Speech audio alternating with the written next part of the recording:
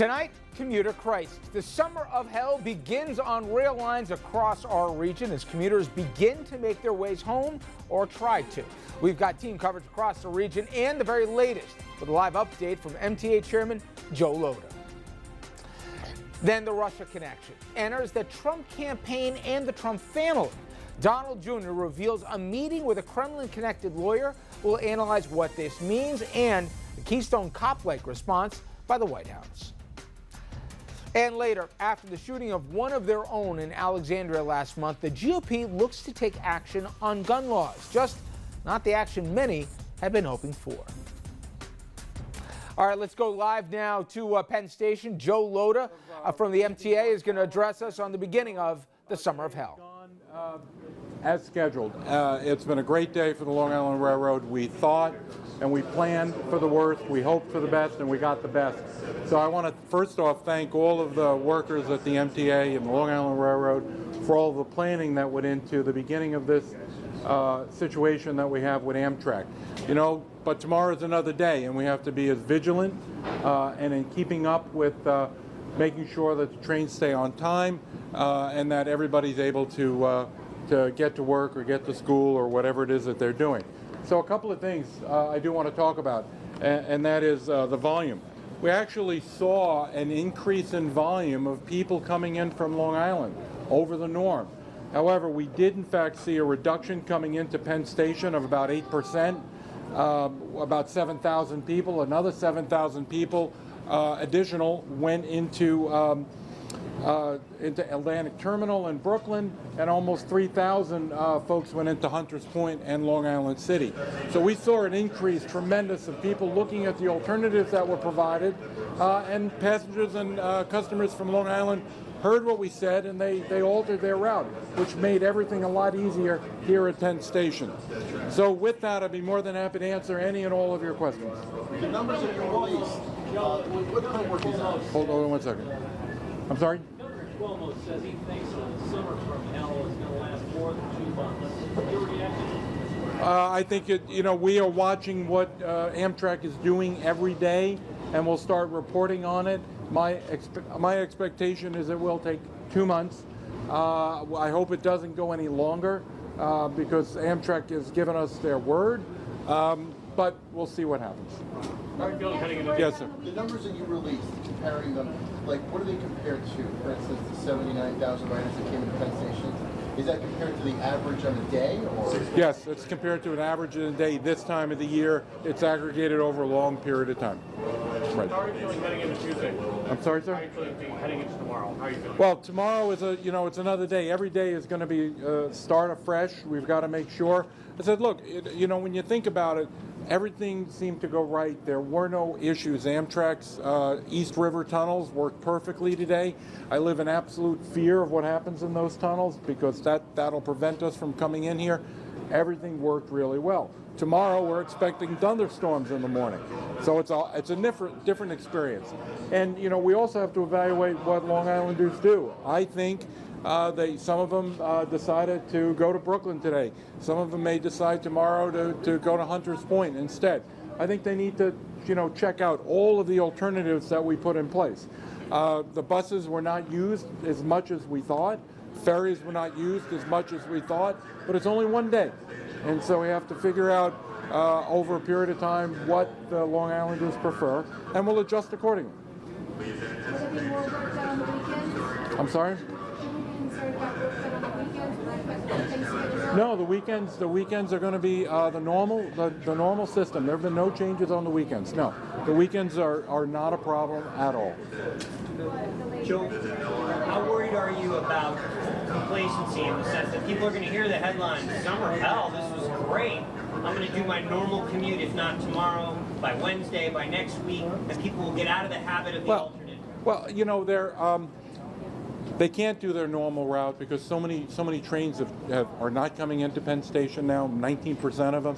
So though we have made trains earlier in the day and later in the morning and added more cars, But I think, if I don't think complacency will set in. I think they understand what's going on.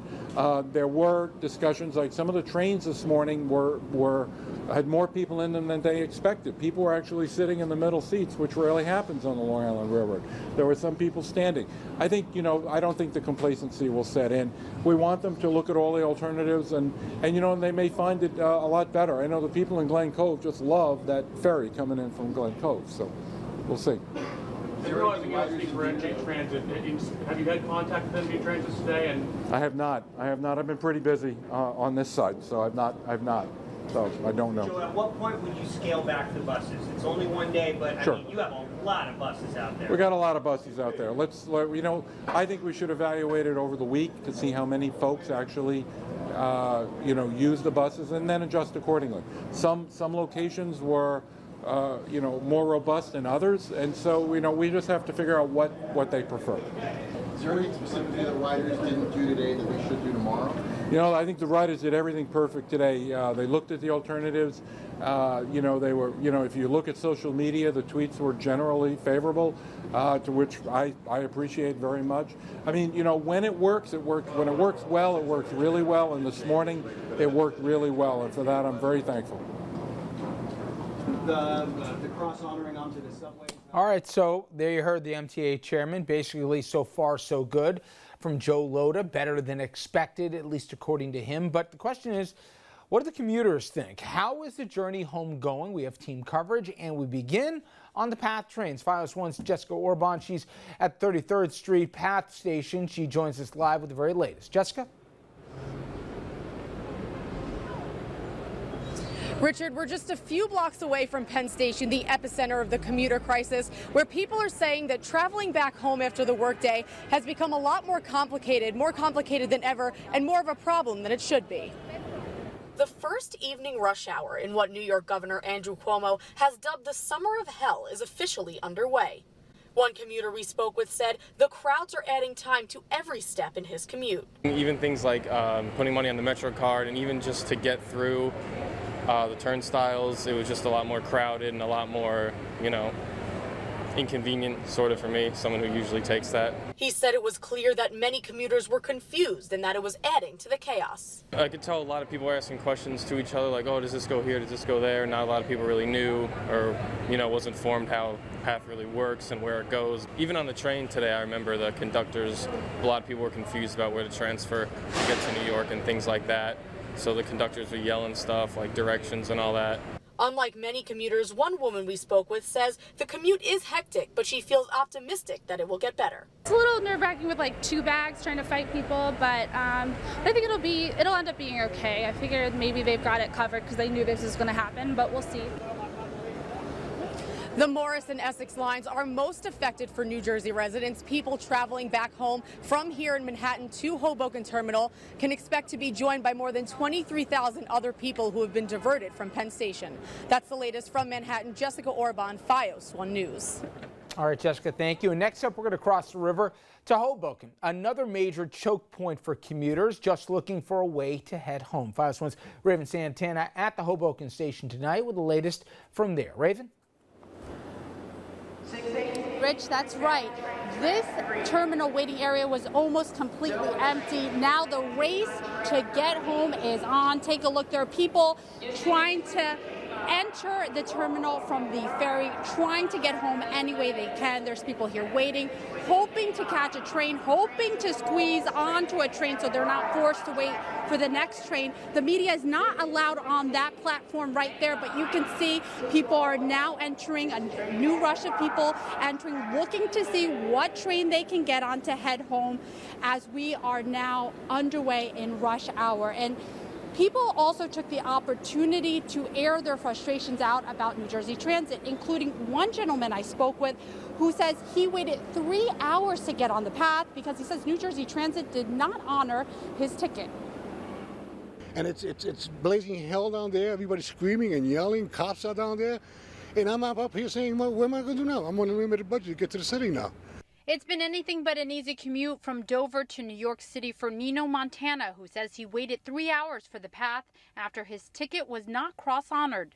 So go to Hoboken and they will honor your ticket. That's not happening. There's people stranded here now in Hoboken trying to get into the city. It's outrageous. Nino joins other frustrated riders we saw and spoke with who tried to navigate their way through confusing alternate routes and crowds. Well, this morning when I came in, normally it takes me 2 minutes to get from my train across the street to my office, but today it took me 4 minutes, double the time, and almost got there late because I had to get through all the people, wait because it was a double train that would normally go to New York. For those whose patience has run thin, taxi cab drivers I spoke with welcome passengers and say the going rate is. If you go in like Port Authorities, it's 40 plus at all. And if you go in Penn Station, it's 45 plus at all. Now it's important to note right now it doesn't look too busy. That's because the last batch just left on trains and it seems like there's a whole new batch coming. You can see they're starting to gather. They're waiting in front of those trains, waiting to see what's next, how to get home, what options they have. And it's important to remember this is just the first day.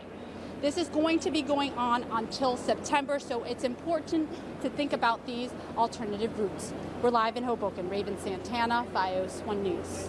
Good enough, Raven. Thank you. Now, as for the commute in other parts of our region, the running theme today is could have been worse. Let's go over to Hicksville, Long Island, Railroad Station, Long Island, where a few complaints and a little confusion.